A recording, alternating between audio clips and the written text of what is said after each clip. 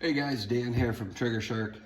Wanted to do a video. I'm going to make it kind of as quick as I can without getting too winded on. I get a lot of questions on daggers on Palmetto State, and I would say most of the questions or troubleshooting things that we have with our triggers are probably with this product. It's a great product for the price. Terribly inconsistent on tolerances though, and so that's usually what creates a lot of the issues with daggers. They're, like I said, I like the ergonomics of them. They're affordable. You can do a quick build with them, but tolerances are all over the place. So I'm going to do a quick install on the Micro Dagger just for you guys. I had somebody ask for it, and so I'm going to do a quick install of the trigger. But I also want to talk a little bit about some of the parts. I get the question I get all the time is, should I replace all of the parts and gut it out with OEM Glock parts? And there are a couple parts that I would suggest replacing right away with OEM Glock parts, but I also caution people in telling them, if you're gonna do that, if you're gonna buy a Micro Dagger and you're gonna gut out, and this is an aftermarket slide here, but if you're gonna buy a full dagger and gut it out, replace it all with OEM Glock parts, then you should have just bought the Glock in the first place. I think, run it, as is. There's a lot of the parts in there that will work just fine. Replace them as they fail or, don't function anymore. But the reality of it is I wouldn't just necessarily gut it out. There are a couple parts that I would recommend. For all daggers, I would say every one of them, the full size, the compact size, and the micro, I would strongly recommend, especially if you're replacing the trigger, is you got to put in an OEM housing with any one of their triggers. So in their compact and their full size, use an OEM housing. You're going to find that the tolerances are different, the functionality is different. They look the same, but they are different. And then also the slide stops. That's the number one thing I think that is out of spec with PSA products is whether it's the spring or just the overall tolerances that they're built. With the Micro Daggers, certainly there's a difference. They use a traditional, call it a Gen 1 through 4 spring system, whereas in the Micro Daggers, they're going to use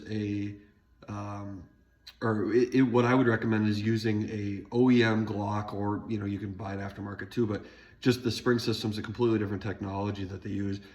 In the slimlines, I would replace it with that. They work perfect. They've got the hole in the slot built in. The Micro Daggers already, so I would switch that out. You're going to notice I've had a lot of people say they have it locks back after each round. It's usually the slide stop that's causing that. So those are the two parts I always recommend. Again, don't go gangbusters and buying everything OEM Glock and stripping it, because then you might as well have just bought it. But I do want to show a quick install video on the Micro Dagger. I don't have the housing or even the slide stop that originally came with it anymore, but I'm going to just show you just a quick little do-it-yourself video on replacing the trigger system. So if you buy our trigger system, it's going to come with the housing and everything built in.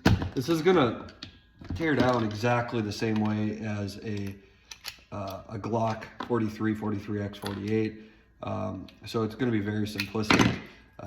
But basically, as you take out, so if you buy the frame, you've got the Palmetto State system in there. Again, the housing is different. In the original housing that comes with your PSA, they use more of that same thing, the Gen 1 through 4, just like I said with the slide stop. They use the Gen 1 through 4 tension spring system, which is different than what the Gen 5s and the slimlines use. So we provide a OEM Glock housing for the slimline, so it's going to have get away from that tension spring technology. So that's why we sell the system with the housing, is because it's a different connect in how it's going to function. So again, pretty simple install for the Micro Dagger. You're gonna have your frame as you buy our Trigger Shark system. It's gonna come assembled. Like always, I do recommend to unhook this. It's just gonna have that cruciform goes underneath the clasp of the spring. As you can hopefully see there, it's going to go underneath there to hook it. I do recommend unhooking it right when you get it. We always provide a little bit of Loctite with all of our systems because we believe in that product. Glock uses it at the factory. So put a little Loctite on that connector.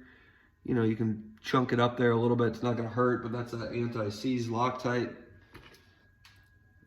That's gonna connect like such, go back. Like I said, make sure your cruciform is underneath the spring clasp. That's gonna drop in like such.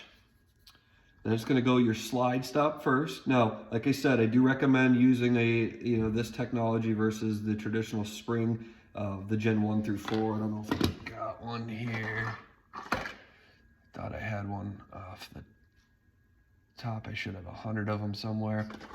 Yeah, so, this traditional, this is gonna be what's gonna come with all of your, and it's fine for the full size, and that's the only kind you can use for the full size and the compact. So your Glock 17 type models, your 19s, but your micros are going to come with this same kind of technology. So I recommend getting just a simple OEM Glock or whatever. There's Ghost ones out there too, but whatever works for you. That's gonna go inside the pocket, as I call it. There's a hole that it's gonna be hard for you to see it probably in this video, but there's a hole right in there built for it. So it's like they basically said, why don't you use this instead of the spring slide step that we give you? But that slides right in like such. Then you're gonna take your locking block. Now I do know that these locking blocks are a little bit more temperamental than a Glock locking block. As you can see, it's just the tolerances. They just don't stay in there as firmly. You can see it kind of pops out for mine. Again, yours might be a little different, but I've seen this before where you gotta kind of press it down. So as you're putting the pins back in, you gotta make sure that that locking block is depressed down in as you start it. See there, now it started. And then I'm gonna take my finger, just like I do with my my Glock 43X, we gotta find the pocket. So I push in the trigger shoe as I insert that. But again, I'm only 2/3 of the way in. So now the last trick is just take a punch, it's right here, and push down on that spring. So on your slide stop spring, I'm gonna depress that down because that's the final spot it needs to go in. And so now, as you can see, the trigger pin is in. I'm gonna take my housing pin, put that in as such. And again, we kind of pre-calibrate these all the same.